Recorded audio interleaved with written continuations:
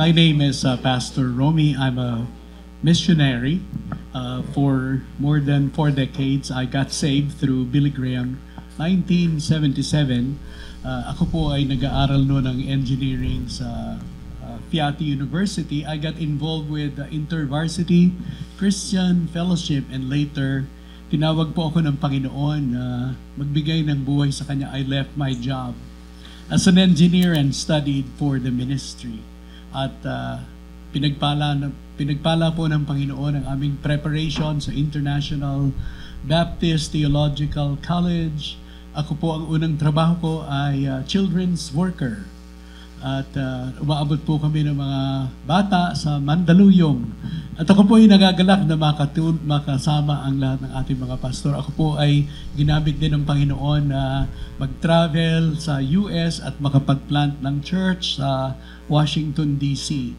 Nag-stay po kami doon ng mga 14 years. At binalik po kami ng Panginoon noong 2010 dahil po sa auspices ng PCEC, Bishop F. Tendero, at ngayon ay Bishop Noel Pantoja. Ako po ang director ng sports all over the Philippines. So what we do is we travel in the 17 regions at nakapamigay na po tayo ng 10,000 basketballs. Nakapag-train na po tayo ng mga 5,000 pastors just like you. Most of all, I personally preach to about 30 to 40,000 elementary kids all over the Philippines. And recently po, ginamit ng Church Strengthening Ministry ang ministry ng crossover para mag-produce ng first ever basketball-themed Vacation Bible School. Pwede po niyong gamitin ito 5 days. Pwede niyong bilhin sa CSM with 50% discount. Sa PCBS, pwede po kayong bumili. At isa pa pong bagay, according to BBS, CSM, nakaabot na po sila all over the nation, kahit may COVID, 200,000 kids. Purihin natin ang Panginoon, palakpakan natin siya. Today, for the next 1 or 2 hours, sana po, pakinggan po ninyo yung aking isi-share. Kasi once in a lifetime lang po tayong magkikita. I have been coming here for 10 years, hindi na po ako bago. I have been talking to leaders, the best of the best leaders. Kaibigan po natin yung Compassion Director, si Noel Pabiona. Kaibigan po natin yung One Hope na nagdi-distribute ng mga Bible sa buong Pilipinas. Barkada po kami ni Bishop Noel Pantoja. Sinasabi ko lang po ito para sabihin sa inyo na we are trusted. And if you are willing to trust us, we would like to somehow network with you and bring to you the latest practice on sports ministry and evangelism. At kung kayo po ay naghahanap ng paraan para abutin ang next generation, you are at the right place at the right time. Kaya buksan po ninyo ang kaisipan ninyo. Kung meron kayong mga cellphone at natitempt kayong buksan ang cellphone, wag po, mahabag kayo sa akin. Blessed are those who talk short, for they might be invited back again. At makikiusap po ako sa inyo. Alam ko marami na kayo napakinggan ng mga seminar. 1,100 seminar. Yung iba ay nakuha lang sa kung ano-ano. Ito po ay produkto ng isang Pilipino pastor, nag-observe, at ito po ang ating best practice. 3 bagay po ang advantage nitong nakikita ko kasi ang pinag-aaralan natin dito ay how to accelerate the Great Commission through kids. Alam ba ninyo na ang mga bata, yung 4:14, mamaya papakita ko sa inyo, na ito ang numero 1 na mga grupong tumatanggap. Excuse me po sa mga old dog. Ako po ay old dog na din. 64 years old. Pero mukhang 63 and a half. Marami na po akong nakitang mga movement. Pero ito nung nakita ko, ang sabi ko sa sarili ko, baka ito isa sa mga best practice ng mga pastor. Kasi po, tatlong advantage. Number one, if you would like your church to grow. Hindi po ako nagbibiro Ito po pakinggan nyo kasi 85% ng tatanggap today ay mga bata, hindi matatanda. Yung pinagpipreach natin, 30 years old pataas every Sunday, alam niyo bang ibang tumatanggap yan? Sa 100, mapalad na ang tatanggap na 4. Kaya kahit blue na ang face natin kapipreach, walang nagbabagong buhay. Kasi po mga matatanda na. Ako naman ay matanda na rin, kaya wag mo kong i-neglect, mahalin mo na lang ako. Pero wag mong ubusin ang oras mo sa akin dahil pauwi na ako. Yung mga batang pasibol pa lang, parang tumutula na ako. Yung mga batang pasibol, unahin natin. Amen? Kasi po, 85% ng tumatanggap, mga bubwit, mga sapsap, mga alamang, mga dilis. Sino mahilig sa dilis? Taas ang kamay. Dilis. Dilis. Dilis. Sino mahilig sa tuna? Tuna. Tuna. Ayan ang hinahanap ng mga pastor na maging member. Tuna. Yung mataba ba? Merong trabaho. Pag tumanggap, pati tights malaki. Yung mga sapsap. Mga sapsap, walang pera yan. Hindi lang maingay, madumi, mabaho, magulo pa. Kaya nga, magastos at ang ibinibigay ng simbahan dyan, 1% lang. No wonder, walang nangyayari kasi ang budget nyo, 1% lang. Tuturuan ko today, if you will allow me, bibigyan ko kayo ng bagong net. Yung net na to ay basketball net. Panghuli ng mga sapsap. Praise God, So, numero 1, reason why dapat pakinggan natin ay church growth. Sabihin nyo, church growth. Yeah. Pampalaki ng simbahan. Pangalawa, worker. Yeah. Kung gusto nyo magkaroon ng mga worker, wag na kayong pumunta muna sa Bible school. Magpunta na lang kayo sa Sunday school room nyo, sa community, at sabihin mo, by God's grace, itong 10 taong gulang na to, kung i-disciple ko, 10 years later, 20 ito. Worker ko to. Super worker kasi kamukha ko.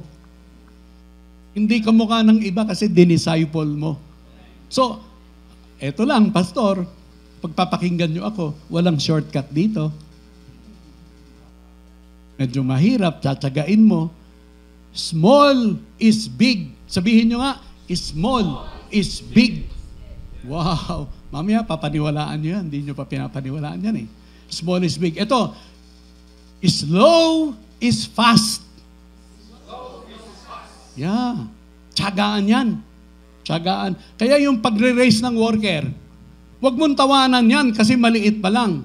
Tatawanan mo yan sa umpisa. After 10 years, sila naman ang tatawa. Kasi may worker sila. Number 3, ito nang gustong-gusto ko. National transformation. Ilan sa inyo mga pastor, kaya kayo nagpastor katulad ko, sawa na kayo sa corruption. Magtaas nga ng kamay ng idealist, mga nag-umpisa sa ministry dahil gusto nyong baguhin ang barangay, ang inyong town, ang inyong country. Sinong nananalangin na mabago ito? Taas nga ang kamay. Katulad ko rin kayo. Ako'y 64 na. Hanggang ngayon ang pinag-uusapan, corruption pa din. Ibig sabihin, 50, yung 50 years ko, parang walang nangyari. Kausap ko po si General Binag. Marami sa inyo kilala yan. Nag-breakfast po kami last week lang. Diyan sa Seda Hotel, kasi may dala akong American team. Sabi niya sa akin, pastor, kahit na ang direktor ng police, Christian, after ng term, walang nangyayari. Alam niyo kung bakit? Nasasak tayo ng tinatawag na SOP. 10% yan, pastor. Bago matapos ang project, 60% na wala, 40% na lang. SOP kayo yan, pastor SOP. Ano ba yung SOP? Pag nanakaw yun. Natatawa lang ako kasi mahirap talagang sugpuin yan. You cannot, again, teach Old dogs, new tricks. Because when you teach old dog something new, it annoys the dog. And the dog will bite you. Kaya, unahin nyo na lang. Ako po'y old dog na. Inaamin ko naman yan. Matanda na. So, mahalin mo na lang ako. Huwag mo akong ignorin. Pero please, mag-invest ka ng 85% of your money and your time to the next generation. We are losing our country because we are losing the children. Gustong-gusto ni Satan yan. Manood ka na lang ng ng small, yung cellphone. Huwag mo nang intindihin yung purpose ni Lord sa'yo. Huwag mo intindihin yan paglaki mo. Ay, yung pala, pagdating ng 14, itong, yung semento, pwede mong turuan hanggang 14 kasi wet cement pa, nakikinig pa yan sa'yo 14. After ng 14, matigas na yan. Parang hard cement, konkreto. Papaano mo bagbagin ng konkreto, Bishop? Basagin? Anong pambabasag? Bakal? Ano pa? Jackhammer! Hindi jackhammer. Jackhammer! Bumper to bumper! Hindi, ang sinasabi ko po ay, kala natin, 18, 21, kaya pa nating i-train. Sa totoo lang, late na po yon. Pag ikaw nag-witness sa batang 18, tingnan nyo naman ako kasi kanina pa ako humingi ng awa sa inyong tingnan nyo ako. Ito po. Pag ang kid, ganitong reaction sa gospel, nag-witness ka, sabi sa'yo, ang fear ko, late ka ng 10 years. Ang fear ko, late ka ng 10 taon dahil dapat pinagbubuntis mo pa lang, nanay, pinagpe-pray mo na yan. Kasi battle yan. Walang pwedeng shortcut. Walang say. Mga kapatid, introduction pa lang yan. Pakinggan nyo yung advantage. If you'll just listen to what I'm sharing, kala nyo basketball ito. Talaga namang basketball. Ginagamit lang natin yung paraan na malapit sa puso ng mga bata, pero hindi po ito basketball. I'm not here to train you to become PBA or NBA players. I want the kid to be healthy, mentally, physically, spiritually healthy, so that they'll grow up to be Christ-centered, with Christ-centered character, with conviction that they are part of a company called the church. So that when we train them, they'll be the best competent kids in the world. Game changer talaga. Sabihin mo sa katabi mo, game changer ka. Ang game changer po ay idea na pagka in-apply mo, babaguhin ka talaga. Halimbawa, cellphone. Natatandaan nyo yung cellphone. Wala naman yan Tatawag ka sa loved ones mo sa Amerika. Gagamit ka ng PLDT operator. Ngayon video, kausap mo yung loved one mo, video. Ibig sabihin, kapatid, advance yan. Alam niyo ba yung power ng computer ngayon, ang ginagamit yung cellphone? Mas powerful pa sa computer na nagpadala ng Apollo 11 sa buwan. Ganyan ka-powerful yan. Noon, walang naniniwala. Ngayon, lahat tayo naniniwala. Sino sa inyong may cellphone dito? Taas nga ang kamay, may cellphone. Sino sa inyong gusto magka-cellphone? Walang cellphone, taas ang kamay. After this, punta kayo kay Bishop, bibigyan kami pera yan. Sino sa inyong niniwala sa eroplano? Sino sumakay na sa eroplano dito? Lumipad. Okay? Mga taga-Rojas, hindi nyo kailangan ng eroplano. Hindi makuha ng iba yung joke na yun, Kasi maraming doon, half body na lumilipad, mga manananggal. Kala na totoo. Nung inimbento po ng Wright Brothers yung eroplano, tawa-tawa yung mga tao. O yung bird, pwede lumipad, tao, ay nako. Sino sa inyong naniniwala ngayon sa eroplano? Ako po, naniniwala ako sa eroplano. Etong sinasabi ko sa inyo, game changer ito. Pag sinabi ko na, unahin ang mga bata, may mga pastor ganito lang, nadinig ko na yan, Ako po ganyan ang reaction ko nung nadinig ko ito sa New York. Mission and children, ayaw ko pumunta kasi po 30 years na ako sa seminar, sa ministry, mga bata. Alam nyo, meron lang dalawang nangyari sa buhay ko na nagbago ng pananaw ko. Numero 1 po, yung anak ko na 2-year-old, mamaya, papakita ko sa inyo yung video, ginamit ng Lord ito. Nagpe-pray po ako, magkaroon kami ng baby, namatay yung baby. At ito po nakita ko yung power ni Lord. Ang utang namin sa ospital ay $250,000, 11 million. Sa Amerika to. Nung nalamang missionary ako, wala akong pera. Pinrobono na lang, libre. Walang utang.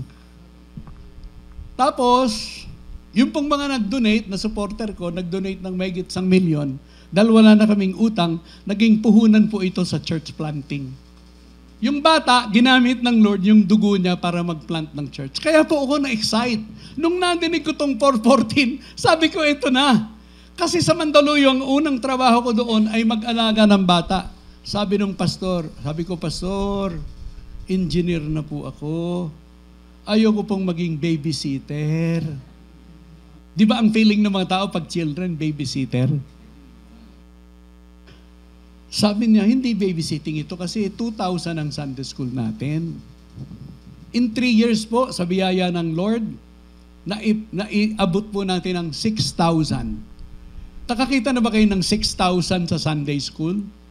Yung amoy niya, pag nagsama-sama, galing yan sa galing yan sa squatter.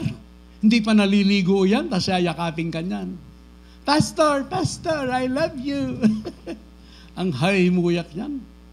Pero isipin nyo, kung inalagaan ko lang, may process lang ako ng madidinig nyo ngayon.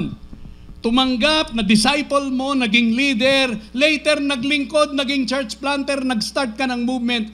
6,000 in 10 years. 40 years na ako eh. Another 6,000, another 6, another 6. 6,000 times 4, 24,000. Gusto nyo bang, di dapat ay mega pastor na ako? Hindi na ako pupunta sa Santa Fe para magturo sa inyo. Alam nyo bakit? Mega pastor na ako eh. Gusto mong pumunta ako? Punta ka sa secretary ko. Kung, depende. Nagbibiro lang po ako, baka sabihin nyo, lahat ng mega church ay ganon. Hindi. Ang ibig kong sabihin, yung malaki pala, maliit. Amen? Yung maliit pala ay malaki talaga yan. Yung mabagal, kala mo walang nangyayari, mabilis pala yan. Hindi talaga pabilisan yan. So mga kapatid, hanggang doon sa likod, nadidinig nyo ba ako dyan mga kapatid? Loud and clear. Kasi ayaw kong sayangin. Yun lang ang what and why. This is a missionary movement and anybody can take part. Basta ang inuuna natin, ang priority natin mga bata, tayo ay isip, bata. We will watch a video para masense nyo kung sino po yung nagsishare sa inyo para lang makita nyo yung background. Meanwhile, thank you for the introduction. God bless you. Palakpakan natin ang Panginoon sa inyong pagdalo rito. Yeah, purihin ang Lord. So, yung card na binigay ko sa inyo kanina, every child a champion. Pag-pray nyo yan. Every court, tingnan ko nga kapatid, tataas ko lang ha. Oh. Every child a champion, yan ang prayer natin. Ito yung mga anak, mga apo nyo, mga pamangkin, anak ng kapitbahay, mga batang pumupunta sa church. Every child a champion, champion yan. Every court, a church, possible church. 42,000 barangay. Lahat ng barangay may basketball court. Every child a champion, every court a church. Wow! Kung gusto nyo mag-church planting ng pinakamura, wala kayong babayaran, 100 pesos lang. Punta kayo sa court. Hindi na kayo maghahanap ng children dahil magdala ka lang ng bola, walang bulahan ito. Dudumugin ka. Sa ibang paraan, hahanap ka pa ng tao. Dito, mag-dribble ka lang. palay ang lalapit sa manok. Sabihin nyo nga, palay ang lalapit sa manok.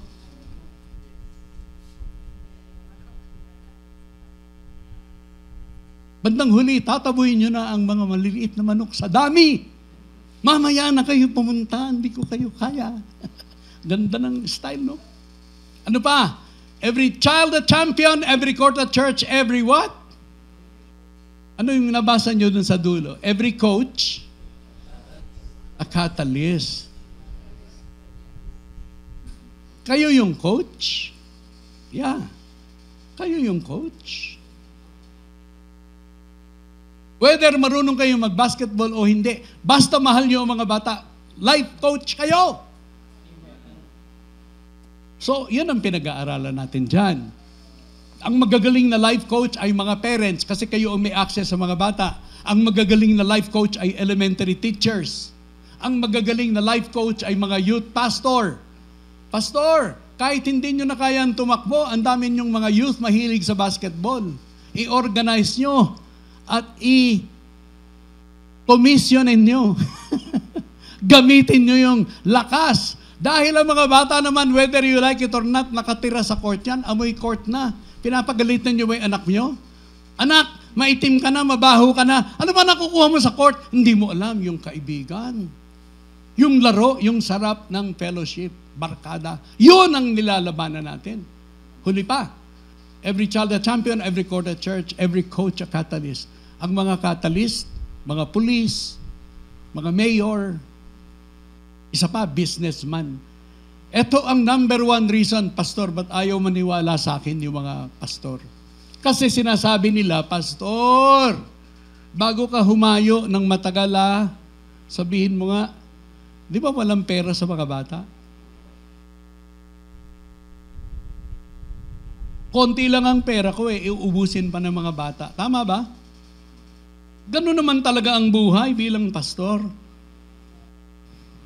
Walang pera sa mga bata, kaya nga hindi priority yan Sabi ng disciple, wag mo nang guluhin ng master. Busy na nga. Diyan ka na lang muna sa tabi. Kaya lang nagalit si Lord. Ayaw nating magalit si Lord sa atin.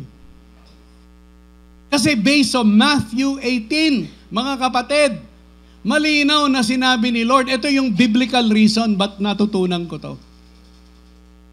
Nagtatalo-talo ang mga disciples, who's the greatest? Papunta na sa Capernaum. Sabi ni Lord, ba't ba kayo nag-aaway sa daan?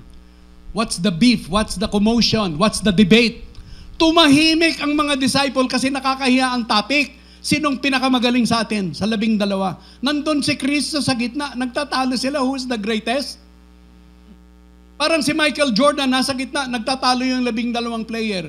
Ang greatest player of all time, si Michael, alam niyo bakit? 6 ang championship ring noon. Hindi lang 1, 2, 3, 4, 5, 6. Yung iba, ang tagal naglaro katulad ni Barkley, walang championship ring Championship thinking ito. Hindi lang tumanggap, na-advance, nag-disciple yung bata, nag-leader, naging game changer. Malay nyo yung pagsasalitaan nyo, yan ang next president ng Philippines. O yan din ang number 1 drug dealer sa Nueva Vizcaya. Sabi niya, pwede. Huwag naman. Ibig sabihin, kung paano mo ni-raise yan, sabi nung kaibigan ko sa LA, ganda ng ministry mo, Pastor, sa totoo lang. Unahan lang yan. Sino makauna, panalo. Natatalo naman tayo. Kasi binabayaan natin yung mga bata. Pag 1821, tsaka gusto mong disciple, huli na. Huli na. Huli na. Sa'yo, corrective. Ang sinasabi ko, preventative. Bago magkaroon ng sakit na diabetes, pag nagka-diabetes, ang hirap na. Kasi diabetic po ako I-prevent mo na lang ang diabetic. I-prevent mo na lang. Kasi puro tayo correction ba? Itong young people na to, Pastor, sabi ng nanay, panay drugs. Ito na nga, kayo na nga po bahala dito. Nung wala sa drugs hindi binibigay sa atin Parang yung, Pastor, mamamatay na yung loved one ko pag pray mo. Nung malakas, ayaw mong dalhin sa akin eh.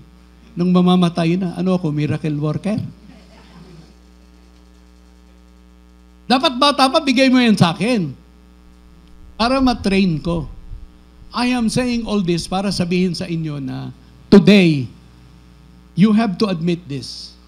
You are a catalyst. Importante ang role mo. Ikaw ang nakakaalam ng game. Alam nyo sa court of life, may dalawang team na naglalaban. Team Jesus versus Team the Enemy. Minsan mas organized pa yung Team Enemy kaysa sa Team Jesus eh. Pinapatid ka na, tinutulak ka na, sinisigawan ka na, ninanakaw na yung bola, hindi mo pa nare-realize. Ninakaw na yung bola sa'yo. Pag tiningnan mo yung score, tinatambakan ka na. Hindi ka pa aware. Kala mo, naglalaro lang sila. Yung pala, nauubos na yung oras nila para matrain natin sila to become the best version of themselves. We are raising champions. We want championships quality. Siguro yung mga nagta-travel sa inyo, pag pumasok kayo sa 5-star hotel, ang ganda, di ba? Pwede namang 1-star lang. Matutulog lang kayo, kakain, pwede. Pero pag natikman nyo na yung 5-star, security, food, the bed, pero nagbabayad ka ng malaki. Kasi 5-star. Hindi 1, 2, 3, 4. Itong sinasabi ko sa inyo, kaya mahirap ito, 5-star ito. Hindi lang naligtas, na-disciple, naging leader, ginamit ng Lord sa leadership, nag-church plant, o kahit na doktor siya, pero hawak-hawak niya yung pagiging Christ-centered. And lastly, he is a movement by himself. Excellence. Could I invite you to do this? Would you think about this? We still have maybe 45 or an hour to talk about this. You will not be bored, promise. Can I ask you to maybe watch this short film? Ito po ay ginawa ng TBN. Nakita nila yung story ni Ryan, ng anak ko, sa 700 Club Asia. Out of 150 testimonies, nanalo po kami sa 700 Club Asia. Binigyan po kami ng award. 70,000 pesos. Down payment ng truck, ng crossover. Bait ng Lord. Ito po, TDN, panoorin nyo kahit sandali lang.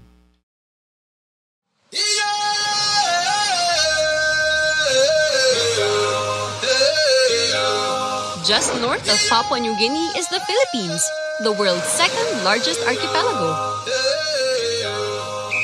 Built of coral and volcanic rock, it tallies over 7,600 islands, 5,000 of which are uninhabited and unnamed. The remaining islands are shared by 108 million Filipinos who speak more than 170 languages. English ranks number 5. The Philippines is the world's top supplier of coconuts and nurses. In fact, roughly a quarter of all overseas nurses hail from these islands.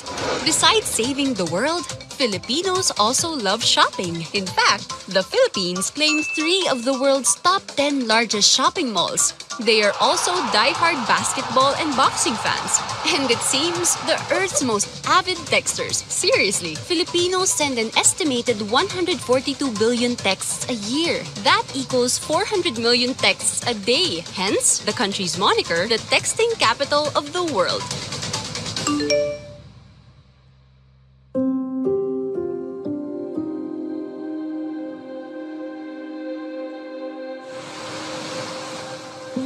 Not every journey is clear in the beginning. They will often ebb and flow, revealing new things along the way. They can bring us to places we never intended to go. and they can ask us for courage we didn't know we had.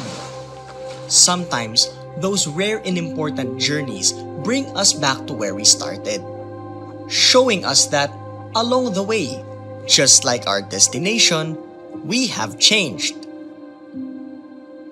This island is called Bangkal Pugad.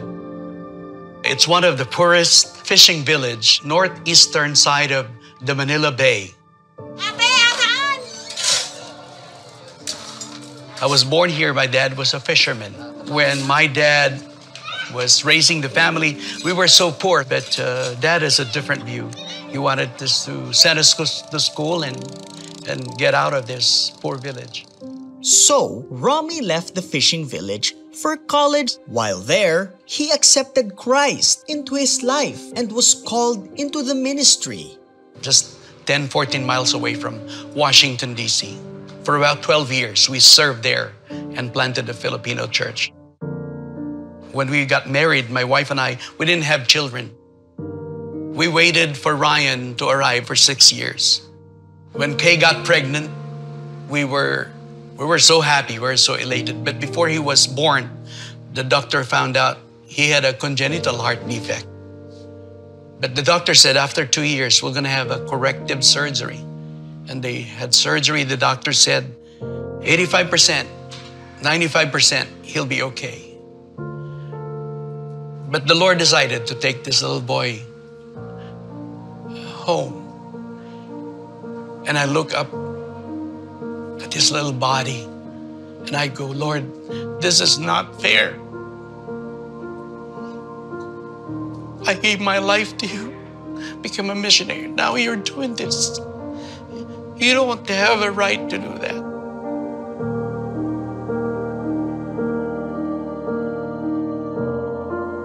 I was so mad, I was angry, I was losing faith. But the Lord just showed me for about few seconds, just an image of the cross. He just revealed to me that you could get mad or get angry at me. But I know what you feel because I also have a son and I gave him up for you. So I know, don't say you don't know. I don't know because I do. And for a few seconds, I was still hurting.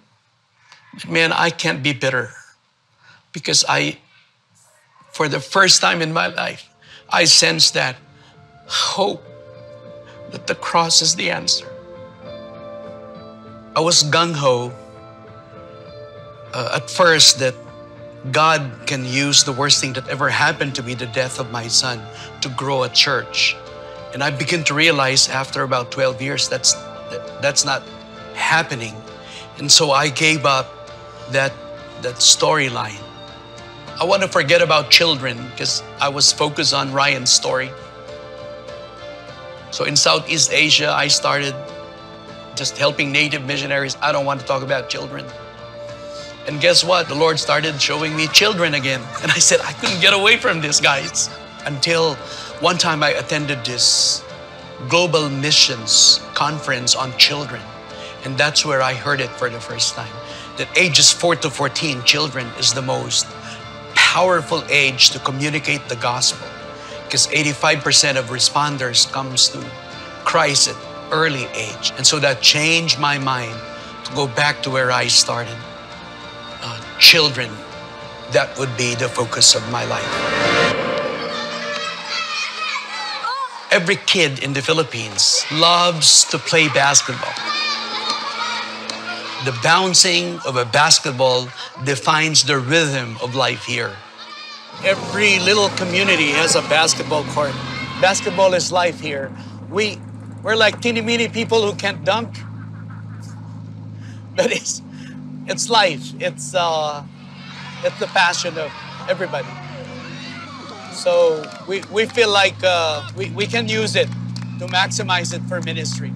So our vision is every child a champion, every court a church, every coach a catalyst for change. In the Philippines, the best strategy is basketball. If you invite them to a Bible study, they won't come. If you invite them to a basketball game, they will. What if we do that? And after that, let's do a Bible study. And right now, churches in the Philippines are using it to reach out to elementary kids.